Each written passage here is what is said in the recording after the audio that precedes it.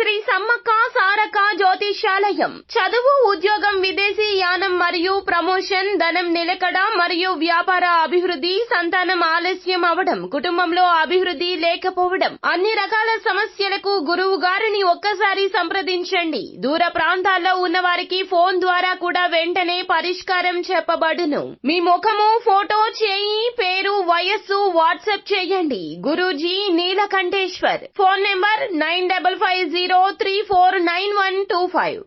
Hi friends, అందరికీ నమస్కారం అండి.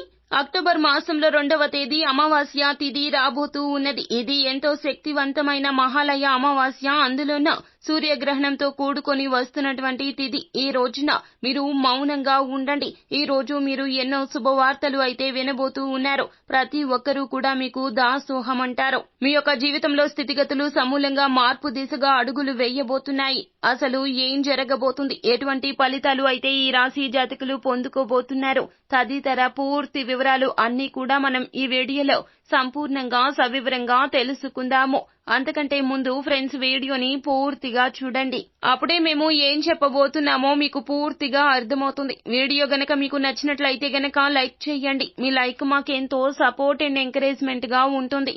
ఇక ఆలస్యమే లేకుండా వీడియోలోకి వచ్చేద్దాం. ఈ రాశి జాతకుల రీత్యా చూస్తే గనక కుటుంబం, ఎడ్యుకేషన్, వ్యాపారంలో ఏమాత్రం అశ్రద్ధ వహించకుండా ముందుకు దూసుకుని వెళ్లబోతున్నారు. మీ యొక్క ఆలోచనలు పరుగులు పెట్టించబోతూ ఉన్నారు. అలాగే ఈ రాశి జాతకులకు ఆధిపత్యం దిశగా అడుగులు వేస్తారు. అంటే ఏమిటంటే గనక రాజ్యాధికారం అనేది చేజిక్కించుకోబోతున్నారు. ఉన్న రంగాల్లోనే పేరు ప్రతిష్టలు అయితే కలగబోతూ ఉన్నాయి. అంతేకాకుండా అధికారం మీ చేతికి దక్కబోతూ ఉన్నది. అయితే ఈ యొక్క అమావాస్య తిథి మీకు చాలా వరకు కూడా సానుకూలంగా మారబోతూ ఉన్నది.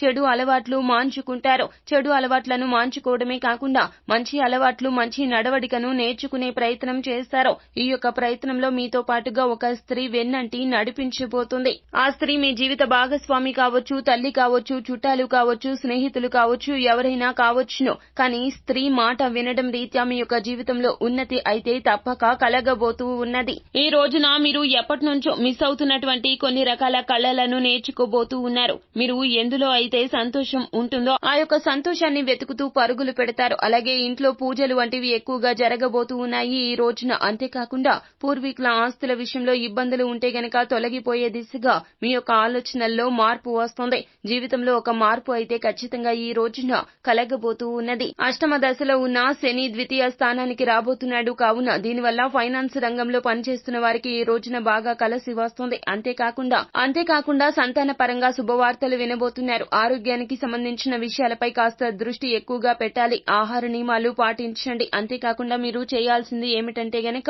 ప్రతి పని కూడా సైలెంట్ గా చేసుకుంటూ వెళ్లిపోండి. ఎవరికి ఏ మాత్రము కూడా మీ మీద సందేహం కలగకుండా, అంటే మీరు ఉన్నత స్థితికి వెళ్తున్నాము అన్నట్లుగా వారికి తెలియ చెప్పకుండా మీ పనులు పూర్తి చేయండి. ఖచ్చితంగా లాభాల పంట పండబోతుంది మీ జీవితంలో. ఫైనాన్స్ రంగంలో ఉన్న, వ్యాపార రంగంలో ఉన్న, ఎటువంటి చిన్న బిజినెస్ స్కేల్లో మీరు ఉన్నా కూడాను తత్ఫలితంగా మీరు పొందేది లాభమే అవుతుంది తప్పితే నష్టం అవదండి. అంతేకాకుండా వ్యాపార విస్తరణ దిశగా మీరు వేసే అడుగులు సత్ఫలితాలను కలగ చేయబోతున్నాయి. ఇకపోతే ఈ రోజున రాబోయేటటువంటి చెడు ఫలితాల నుండి తప్పించుకోవడానికి ఈ రోజున 108 సార్లు ఓం దుర్గాయ నమః అనే మంత్ర జపాన్ని పారాయణం చేయండి. అంతేకాకుండా శని భగవానుని యొక్క అనుగ్రహం కోసం నవగ్రహాల్లో ముఖ్యమైన గ్రహమైన శని భగవానుని వద్ద ఆవు నేతితో లేదా నువ్వుల నూనెతో దీపాన్ని వెలిగించండి. అలాగే లక్ష్మీదేవి యొక్క అనుగ్రహం కోసం ఈ రోజున ఈ రాశి జాతకులు అష్టోత్తర శతనామావళి చదవడం చాలా మంచిది. ఎందుకంటే గనక ఈ రాశికి రాశి అధిపతి శుక్రుడు. కావున ఈ రోజున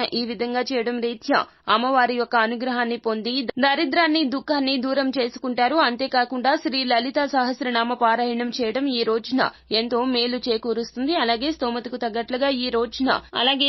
తగ్గట్లుగా ఈ రోజున పేదవారికి ఏదేని దానంగా ఇవ్వడం రీత్యా కూడా శుభ ఫలితాలు పొందుకోబోతున్నారు. అయితే అన్నింటా ఓర్పుగా ఉండండి, సంయమనంగా ఉండండి, భావోద్వేగాలు నియంత్రించుకోండి. ఎదుటి వారి యొక్క మాటలకు త్వరిత గతిన మీరు ఆ యొక్క మాటలు విని నమ్మబలికే విధంగా వారు చెప్పినా కూడాను చెప్పుడు మాటలు ఆలకించి ఎదుటి వారి మీద మీరు దాడి చేసే ప్రయత్నం చేయొద్దు. తగాదాలకు వెళ్లొద్దు. ఓర్పుగా ఉండే ప్రయత్నం చేయడం మీకే ఉత్తమము, శ్రేయస్కరము. సో ఫ్రెండ్స్, చూశారు కదా, ఈ వీడియో గనక మీకు నచ్చినట్లయితే గనక లైక్ చేయండి. మరిన్ని వీడియోస్ కోసం మా ఛానల్ ని సబ్స్క్రైబ్ చేసుకుని ఫాలో అవ్వండి. Thank you.